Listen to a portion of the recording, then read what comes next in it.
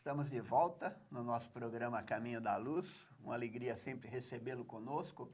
Hoje nós estamos entrevistando nossa companheira de doutrina e Valdete Tiepo, que é escritora, romancista, nossa amiga lá da Rádio Boa Nova no Programação 2000, com o nosso querido Éder Fávaro, né, Fávaro? Um grande abraço para ele. No Conversa Amiga com Você, que é um dos programas do meu coração, Valdete, e trabalhadora do Centro Obreiros da Eternidade há 20 anos. Ela está nos contando um pouquinho aqui dessa luta, né? Desse despertar de ser e criar através da arte de escrever. E, Valdete, a gente estava falando um pouquinho sobre amor, né? Sim. O que te conduz a falar desse amor? Eu me sinto, assim, muito recompensada em falar desse sentimento maior, da sensibilidade do ser. Adoro tratar nas minhas obras, criar e falar situações do cotidiano, sobre preconceito, principalmente.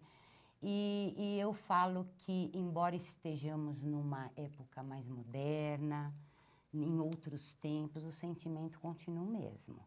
O amor é amor desde lá do tempo de Romeu e Julieta até hoje. Eu acredito apenas que hoje os adolescentes sentem um pouco mais de vergonha de falar sobre esse tal sentimento. Então escondem quando amam, acham meio careta, meio fora de moda, ficar falando sobre frases assim bonitas de romantismo, sobre amor, quando sentem realmente isso por uma outra pessoa. Eu volto a dizer, eu gosto muito de escrever sobre épocas remotas, porque aí eu me esbaldo realmente nas frases românticas, nas frases de amor e na própria cena que envolve o encontro entre pessoas, entre um homem, entre uma mulher.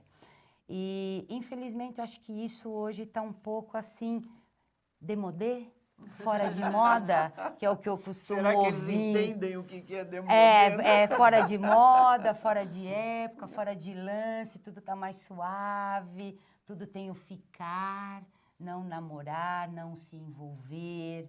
Então, mas duvido que não tenha amor, né? Amor existe, existiu e sempre vai existir.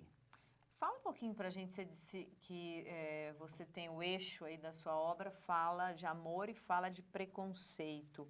Que tipo de preconceito, o que você vê que, como você diz que são épocas remotas, creio eu que muitos deles são contra as mulheres, talvez, né? Então, fala um pouquinho pra gente a respeito disso. O preconceito maior, né, que eu pego em outras épocas mais remotas é aquele do casamento arrumado. Não era disponibilizado e permitido à mulher a escolha do seu parceiro futuro. Ela teria que seguir o caminho, aquele escolhido, com o pretendente que lhe era escolhido pelo pai.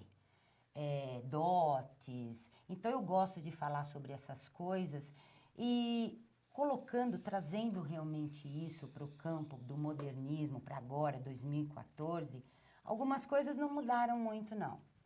Né? Embora hoje a mulher, ela se lançou em mercado do trabalho, hoje ela opina, hoje ela faz as suas escolhas, ainda há alguns problemas nesse quesito do amor para algumas mulheres. Então eu gosto de tratar desse assunto. E naquela época era um costume mais arraigado, aquele povo, que nem Luca, que eu trato nessa minha segunda obra, que é Itália.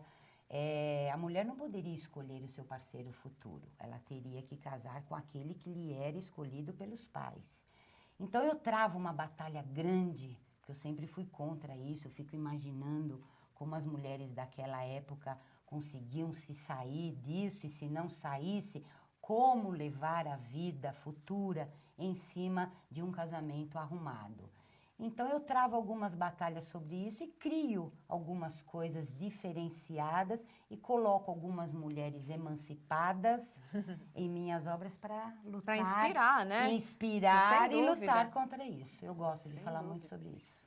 Valdete, então, vamos entender que uma parte dessa mensagem que você transmite com a sua obra, além do amor, já seria uma precursora, por exemplo, do futuro feminino, já leva uma mensagem assim de libertação, de modificação. Você crê que na sua história a mulher já se motive a agir como ela já está agindo atualmente hoje? Com certeza. Eu acho que tudo é um incentivo e quando a gente disponibiliza de um meio desse, que nem eu que escrevo, que sou escritora, e há tantos outros meios, de levar isso às pessoas que estão ligadas, que estão necessitando de uma transformação, acho viável sim.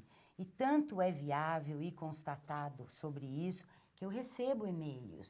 Nas minhas obras sempre deixo o meu e-mail e eu recebo muitos e-mails, principalmente quando eu lancei Uma Rosa do Deserto. Recebi vários e-mails de algumas mulheres que estavam em vias de tomar uma decisão séria em sua vida e leram Uma Rosa do Deserto. E se depararam com a Mayla, que é a minha protagonista, a minha personagem principal, e que lhes deu um certo incentivo e me escreveram agradecendo sobre o caminho, sobre algumas dicas ou diálogos que a minha Mayla, minha personagem principal, fazia, que elas se aproveitaram e tiveram força e incentivo para encaminhar suas próprias vidas.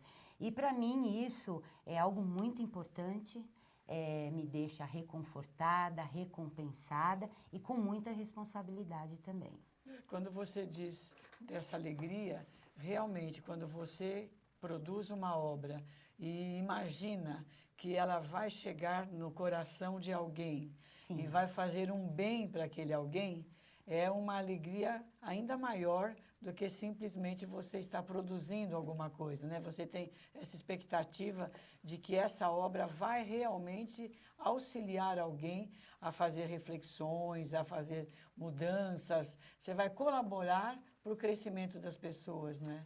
Sim, e ainda ligada nisto que você está falando, é que eu digo da minha responsabilidade em estudar, em fazer uma pesquisa de campo, o laboratório de vida de hoje em dia, com as pessoas com quem eu convivo, a responsabilidade de você passar algo fidedigno e não julgar com os sentimentos. Sim. Você vivenciar, você estudar, porque, enfim, quando você forma um público, a responsabilidade fica dobrada, porque as pessoas vão ler aquilo que você está escrevendo.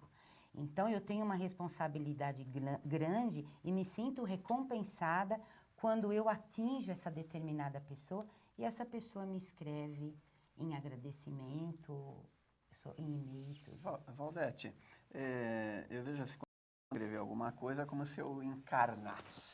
Né? A gente tem que encarnar, é como se fosse um ator que assume o seu personagem, sentindo e até exteriorizando a sua maneira de agir, né? Como eu estou aqui encarnando nesse momento, né?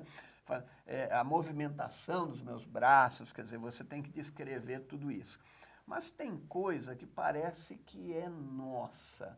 Isso não, em algum momento que você estava escrevendo, é como se você estivesse relembrando. Sim, sim. Eu, quando estou escrevendo, você está diante da tela do computador, sentada numa cadeira como esta, e há cenas que você precisa se dedicar mais. Que nem eu, que sou romancista, vou falar do amor, eu tenho que me dedicar mais às cenas de amor.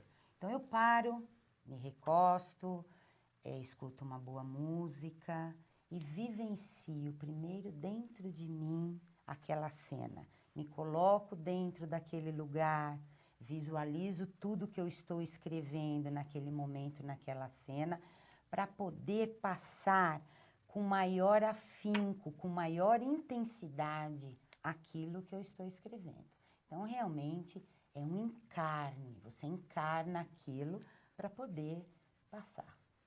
E o outro fato, justamente, que eu estava falando, o relembrar, né? Sim. O que eu digo, o seu livro é o efeito de uma causa. Essa causa, como nós somos espíritas, não necessariamente ela está acontecendo agora. Né?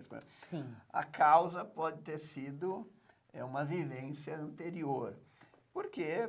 por que eu fui para aquele lugar? Por que eu fui para Marrocos e não fui para Londres? Por Com que certeza. eu fui para Lucca e não fui para Chicago? Né? Você tem intuitivamente essa impressão de que há um encaminhamento espiritual em tudo isso? Com certeza, principalmente na minha primeira rosa, minha primeira obra, Uma Rosa do Deserto, que é o mundo arábico. Eu sou fascinada pelo mundo arábico. Leio tudo, sempre li, sempre fui atrás de tudo de Marrocos. E aí, de repente, a minha história eu criei se desenrola dentro de Marrocos, numa tribo no deserto do Saara. Não é ao acaso. Com certeza não é ao acaso. Nós que somos reencarnacionistas, Sim. temos uma facilidade ainda maior de aceitar. Porque, como o Carlinhos disse, o que é que te levou a fazer esse cenário, a montar a história naquele local? Só pode ser uma reminiscência espiritual, Com certeza. alguma coisa que aqui dentro está falando alto, está falando forte e te encaminha para aquele local, para aquela época, para aquela história, para aqueles personagens, né? E nesse momento também de Uma Rosa do Deserto era tudo muito mais complicado porque não havia internet. Toda essa pesquisa que hoje nós temos ao nosso alcance. Então, a inspiração veio realmente, eu fui ler, fui atrás, eu já lia muito sobre o Marrocos.